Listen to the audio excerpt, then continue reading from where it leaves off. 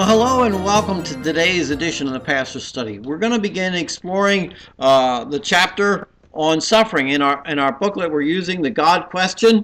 We're going through that, and why is there suffering? How do we deal with it?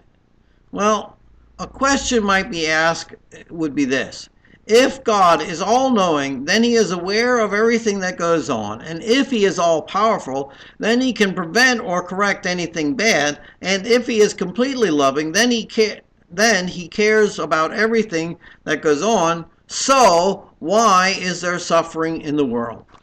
Why must we have difficulty? Job's friends in Job chapter 2 said this: "Why are you holding to your integrity? Curse God and die."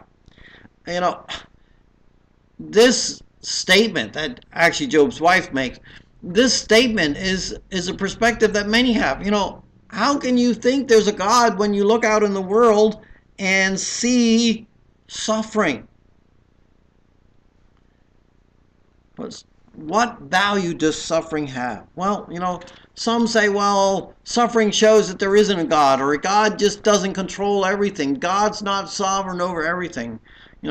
They have what this book determines a 2 out of 3 God. Either he's good in one area, but he lacks love, or he lacks the power, he lacks the authority.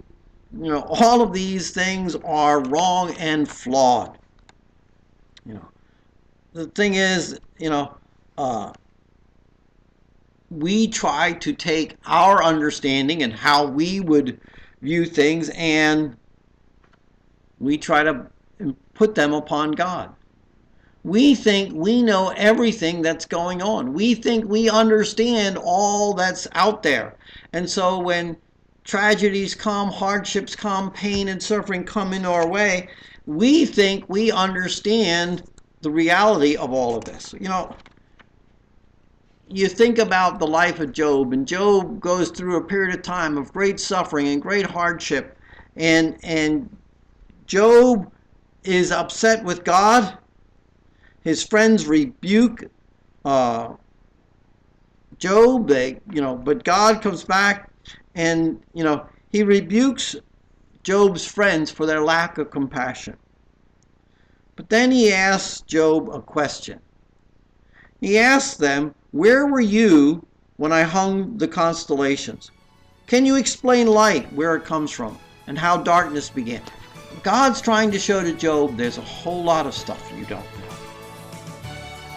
So when suffering comes, we need to understand we don't always know why God allows the things to come in our lives or the lives of others. There are some things that are for God to know and God alone. Till we get together next time, goodbye, and may God bless.